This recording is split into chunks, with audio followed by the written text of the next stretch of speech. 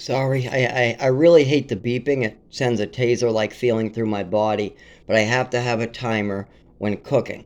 I have to have different types of things. Anyways, so yes, that has gone away. My depression, the suicidal thoughts, and the bipolar is non-existent now because there is no downs. There's only up. There's only hyperactivity and trouble concentrating. That's all I ever had. And then, of course, all this abuse and crazy things being done to me has given me PTSD, as well as I have severe anxiety. One of my biggest anxieties is people twisting things to fit their own purpose, lying about me, manipulating, or misunderstanding me. And that comes from all the stuff my mother did. I had to constantly get hurt because of her decisions. I mean, I was constantly on drugs that made my body feel awful. She would take something and blame me for it that she did. Oh, there's alcohol missing that she drank. So she's going to spend 3 weeks blaming me for it, make me cry, make me go back to the program wondering, oh, who took it? What? How do I told them the truth. What else can I do? So because those situations were almost monthly, every month she would make up a new story to put on me. I have severe anxiety. I also, when I go into the cold, now this has been established for over 25 years. I've had an aversion to cold my whole life. I mean, I was wearing jackets and when it was 90 degrees in Texas. I have a real aversion to cold, and that's because it triggers my neurological condition. I get a severe taser-like feeling going through my body, and I have full-blown seizures where my head gets crushed against the cement. I wake up with blood all over me. If I'm in a grassy knoll, it helps a little bit, but it's still not good for the brain to have as many seizures as I have had and go undiagnosed.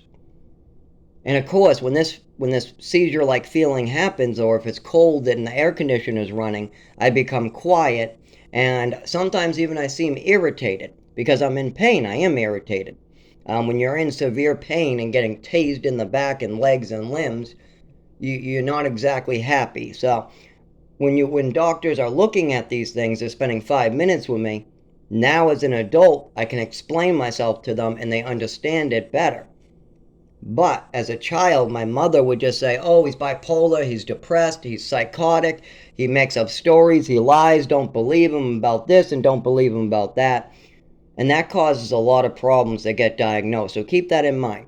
Also, my mother and father opened up a Social Security case and pushed these things heavily without actually spending the time to learn what these medications can do, connect some of the side effects to the medication, as well as my mother definitely wanted me to be disabled, so she pushed these subjects. I hate to use this word brainwashing, but that's kind of what she did as well. Now, a good example of that would be the what they call schizophrenia. There was at least, I can count at least 4 different occasions where my mother came up to me, now different years, age like 12, age 13, age 16, whatever. She came up to me and said, Zach, you're schizophrenic and you need to tell the doctors this. And I would say, no, I'm not. I don't hear any voices. I know schizophrenic people. I'm not schizophrenic at all. No, she would get all mad. She'd get kind of violent, looking like she's gonna hit me, and go, "No, you hear voices, and you need to tell the doctor you hear voices. I saw you playing with action figures, and you were talking to them like you heard them talk back." I said, "I'm playing with action figures. That's all that is." No, she goes, "No, no, no, no, no. You are schizophrenic, and you need to tell the doctor you're schizophrenic so you can take schizophrenic medication." This was exactly what she wanted. She wanted to push another disability for the Social Security case. If I went to the doctor and said I was schizophrenic, they would turn to my mother and ask, have you been seeing schizophrenic symptoms? And then she goes, oh, yes, yes, yes, I see him talking to himself all the time. And I do talk to myself to keep concentrated sometimes too. I'll say, oh, don't forget the milk, don't forget the milk. Or, oh, that's right, I gotta stock 40 of those, that's right. I'll try to keep myself on track by giving myself reminders. So she would have took that and twisted that into I'm hearing voices and I'm schizophrenic and I need medication for for people who are schizophrenic.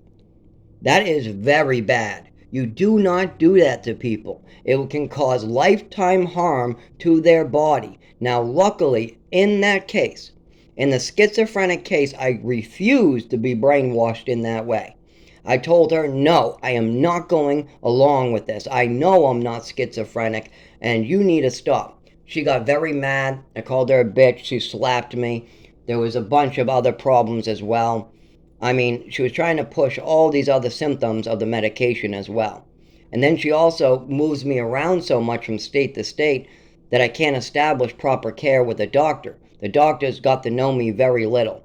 As soon as I started trusting a doctor or trusting a psychiatrist, another one. It's time to move to Texas. It's time to move to New Mexico. It's time to move to Maine. It's time to move to another house in Maine. It's time to move to another house in Maine. I mean, what the worst part too is I have such a big heart that I was showing her love even though I had this built up anger about being medicated and abused.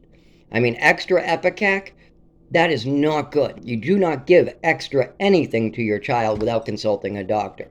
A handful of pills, and then I have a bad reaction and she refuses to bring me to an emergency room? Horrific. I have flashbacks of that day.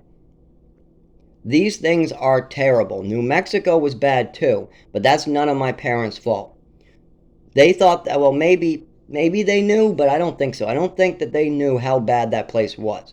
But they saw me once a month for an hour, so they weren't able to see any of my seizures or any of my neurological activity in there. And keep in mind, these staff are rotated. They got 20 kids, they got rotated, and they're making minimum wage. They do not have the time to be reporting symptoms.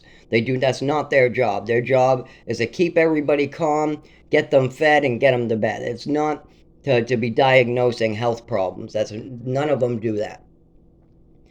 So anyways, knowing all this, now when I go to Department of Health and Human Services or the state of New Hampshire, they want me to apply for Social Security. Well, Social Security would be helpful, but I'm not willing to lie. See, if I go along with the lies, that's, oh yeah, I'm bipolar and I go up and down every day, that would be a lie. I'm always up. I'm always hyper. Unless you put drugs into my body. If you give me heroin, if you give me Seroquel, if you give me downers, then I will be down. And then when they wear off, I'll be back up. It's that simple. It's not that confusing. If you give me medication that are downers, I will be down. If you give me no medication or the medication wears off, I go back up. If I take no medication whatsoever, I stay up and hyper. That's the very simple truth. Now with the depression, yes, if I'm living in the woods having seizure and I'm close to death, if somebody has me at knife point, I fear for my life. Now my mother convinced me that sadness and fear was depression. It is not. Depression is that feeling that's inside of a down, depressed, can't get out of bed. And the medications did cause that on a couple occasions, but she also convinced the doctors and me that just common sadness, like your girlfriend breaks up with you, or you get in trouble, is considered depression. It is not.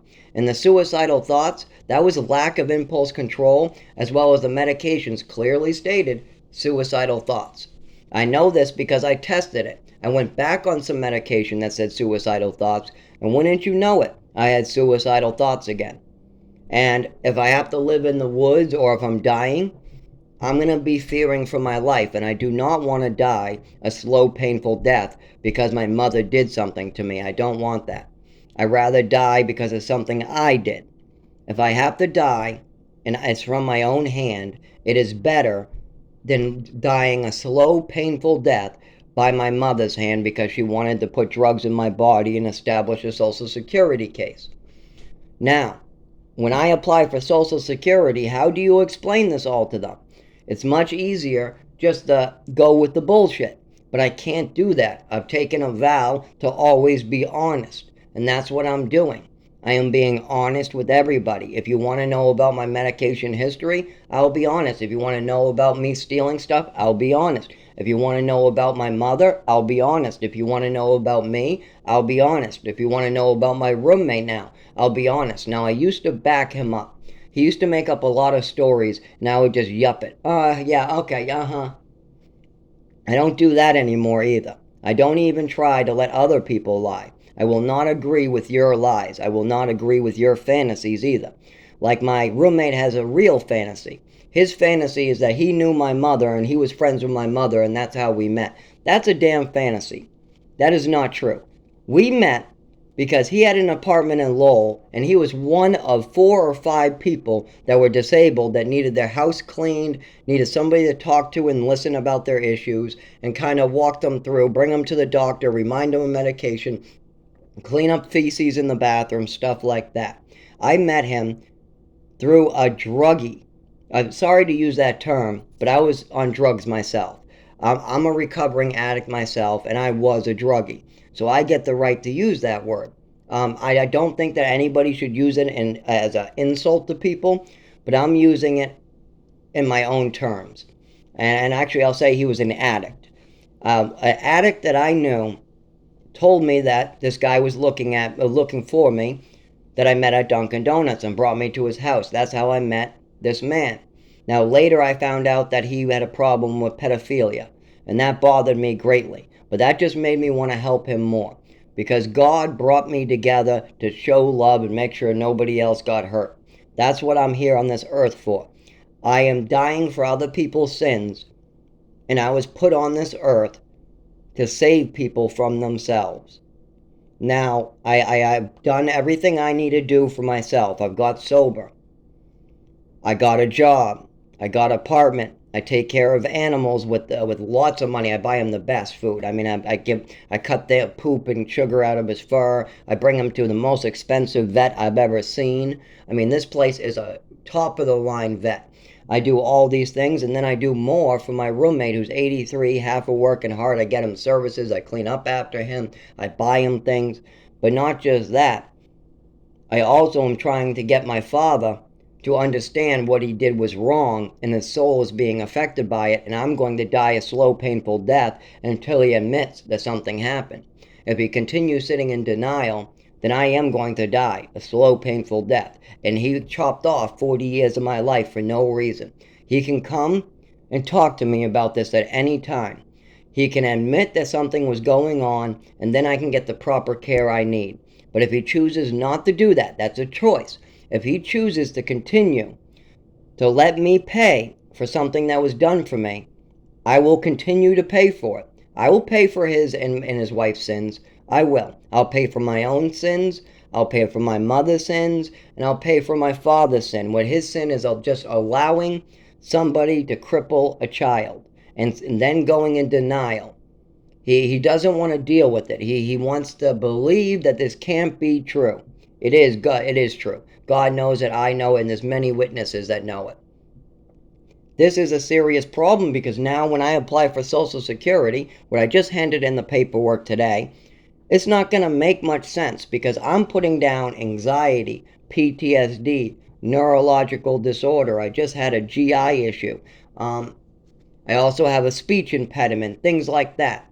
But they all connect to my neurological disorder. That's a speech impediment, lack of moving coordination issue, shaking, my body doesn't move, the seizures. I have numbness. When I'm in the cold, I can't move. I end up falling on the ground and seizing. These problems have been going on for 25 years, and when you don't treat them, they get worse. I've looked that up. When you have an illness and you don't get proper medical care, and it goes on for 25 years, of course it's going to get worse. That's common knowledge. So what are they going to do at Social Security? They're going to be so confused. They're going to see the original case that was already paid out. They're going to see the case that I went forward with after that. Well, what ended up, I had a court date and then I never got the letter. Now, at that time, I was being honest, but I still was figuring this out and I was still on drugs. I was still drinking alcohol. That's a big problem.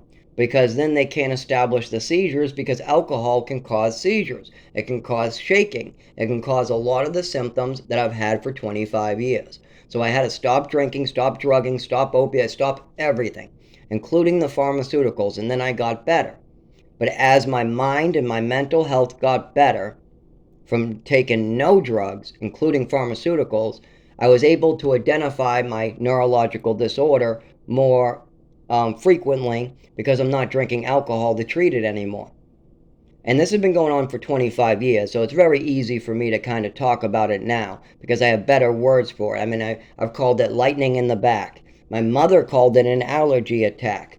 It's been called a coordination issue. It's been called seizures. It's been called tics. It has all these different names, but nobody spent the time to actually identify the issue.